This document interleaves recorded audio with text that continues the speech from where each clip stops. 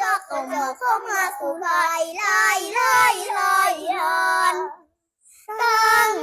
แต่วันนี้มึงได้พูดเล่าสยามมึงได้พูดช้างสยามฝันมาเป็นวันไม้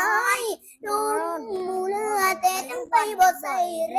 งไปหากันอยู่เทิงคือเก่าอยู่เทิงฝัน